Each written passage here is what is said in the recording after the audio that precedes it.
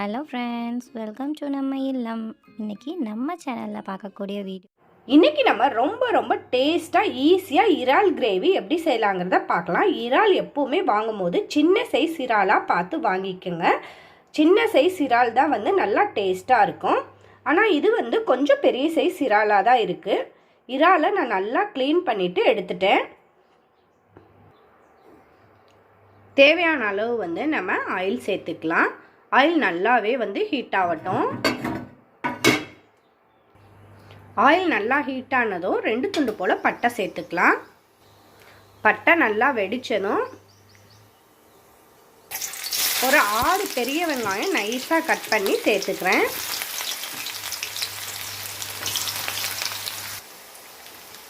நீங்கள் எந்த அளவுக்கு இறால் எடுத்துக்கிறீங்களோ அந்த அளவுக்கு நீங்கள் வெங்காயம் கட் பண்ணி சேர்த்துக்கோங்க. 1 கிலோ இறாலுக்கு இப்போ வெங்காயம் சேர்த்துருக்கேன். 6 பெரிய சைஸ் வெங்காயம். வெங்காயம் சேர்த்து வதக்கையில் கொஞ்சமாக உப்பு சேர்த்து வதக்கிக்கலாம். வெங்காயம் நல்லா பொன்னிறமாக வதங்கி வரட்டும். வெங்காயம் பாருங்கள், இப்போ நல்லா பொன்னிறமாக வதங்கி வந்துடுச்சு. இப்போ 3 தக்காளி கட் பண்ணி சேர்த்துக்கலாம். தக்காளியும் சேர்த்து நல்லா வதக்கிக்கலாம். இது நல்லா வதங்கிட்டு இருக்க இந்த ஸ்டேஜில் இப்போ ஒரு மிக்ஸி ஜார் எடுத்துக்கலாம். அதில் 2 தக்காளி பழத்தை நம்ம கட் பண்ணி சேர்த்து இதை நல்லா நைஸாக அரைச்சி எடுத்துகிட்டு வந்துடலாம்.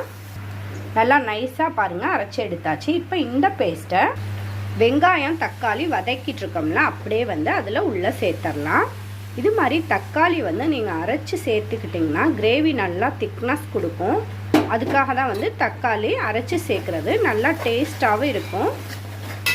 அரைச்சி தக்காளி சேர்த்து நம்ம நல்லா அடுப்பை சிம்லே வச்சு வதக்கிக்கலாம். வெங்காயம் தக்காளி வதங்கிட்டு இருக்க இந்த ஸ்டேஜில் மஞ்சத்தூள் சேர்த்துக்கலாம். இது கூடவே தேவையான அளவு மிளகாய் தூளும் சேர்த்துக்கலாம். காரம் எந்த அளவுக்கு தேவையோ அந்த அளவுக்கு பார்த்து சேர்த்துக்கலாம்.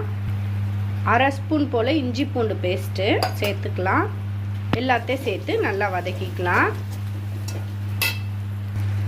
2 பச்சை மிளகாய் கீரி சேர்த்துக்கலாம். எல்லாம் நல்லா வதங்கினதுக்கப்புறமா இப்போ இறாலை சேர்க்க போகிறோம். இறால் பெரிய பெரிய இறால்னால நான் கட் பண்ணி எடுத்திருக்கேன். அப்படியே நம்ம வச்சுருக்க இறால் எல்லாத்தையும் சேர்த்துடலாம். சேர்த்துட்டு அடுப்பை சிம்லே வச்சு நல்லா மிக்ஸ் பண்ணிக்கலாம். இறால் சேர்த்தோன்னே தண்ணி எதுவும் சேர்த்துடக்கூடாது. இறால்லே நல்லா தண்ணி விட்டு பிரிஞ்சு வரும்.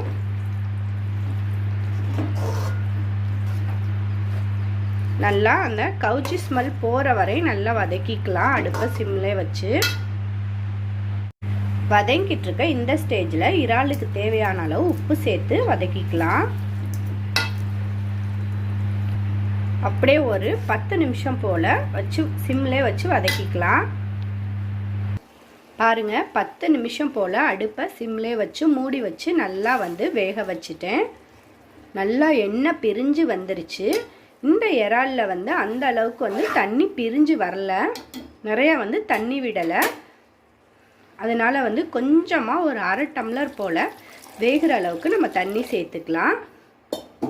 தண்ணி சேர்த்துட்டு நம்ம இறாலை இன்னும் ஒரு 10 நிமிஷம் போல் வேக வச்சுக்கலாம். நமக்கு கிரேவி மாதிரி வேணும்னா கொஞ்சம் அதிகமாக நம்ம தண்ணி சேர்த்துக்கலாம். பாருங்கள் இறால் நல்லா வெந்து ரெடி ஆயிடுச்சு. இன்னும் கொஞ்சம் நான் இது மாதிரி சதன் வேணுங்கிறனால கொஞ்சம் தண்ணியாக வச்சுருக்கேன். உங்களுக்கு திக்காக இருக்கணும்னா நீங்கள் தண்ணியை நல்லா சுண்ட வச்சுக்கலாம். இப்போ கடைசியாக கொஞ்சமாக கொத்தமல்லி இலைகள் தூவி விட்டுக்கலாம். பாருங்கள் ரொம்ப டேஸ்டான இறால் கிரேவி நம்ம சீக்கிரமே ஈஸியாக நம்ம செஞ்சாச்சு. இது மாதிரி நீங்களே ட்ரை பண்ணி பாருங்கள். இந்த வீடியோ பிடிச்சிருந்தால் லைக் பண்ணுங்கள், ஷேர் பண்ணுங்கள். மறந்துடாமல் நம்ம சேனலை சப்ஸ்கிரைப் பண்ணிக்கோங்க.